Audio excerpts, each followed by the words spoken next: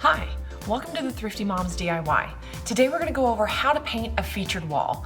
I had a painter quote me for how much it would cost to paint just one wall in my kids' room.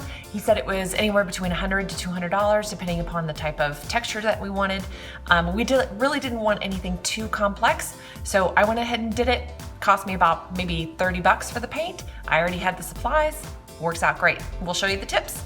Here's what you need: paint, roller brush, edger, paint pan, painter's tape, floor covering, and depending upon the wall height, ladder and a roller extender. I get started by taking down any curtains, pictures, wall hangings, anything like that that would be in the way. You want to go ahead and do this, otherwise you are 100% going to get paint on it. So better to do it now than to worry about it later. I also make sure and every time that I paint, I put down some sort of floor covering, whether it's cloth or plastic, whatever works best for you. You may think that, oh, I'm not going to drop any paint.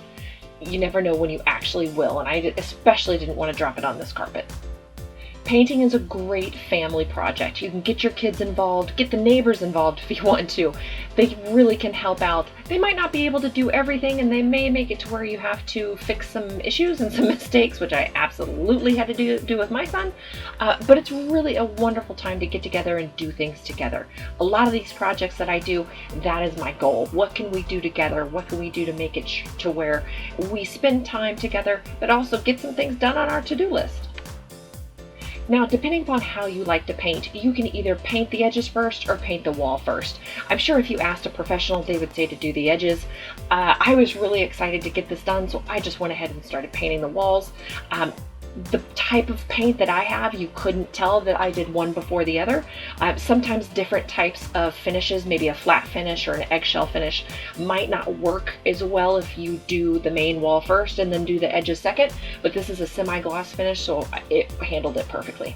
When you go to pick out your paint, they will have samples that show you how each of the different textures feel like, from satin to semi-gloss, flat, eggshell. They'll show you all.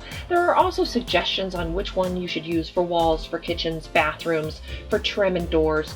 I love semi-gloss, so I don't really care what they say where it should go. I just love the feel of it on the wall. But you need to make that decision of what you like and the application that you're going to be using it in.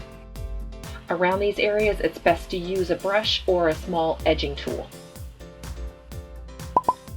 Don't forget, if you like this video, be sure to like and subscribe to see more from the Thrifty Moms DIY. I really should have used some painter's tape in this area.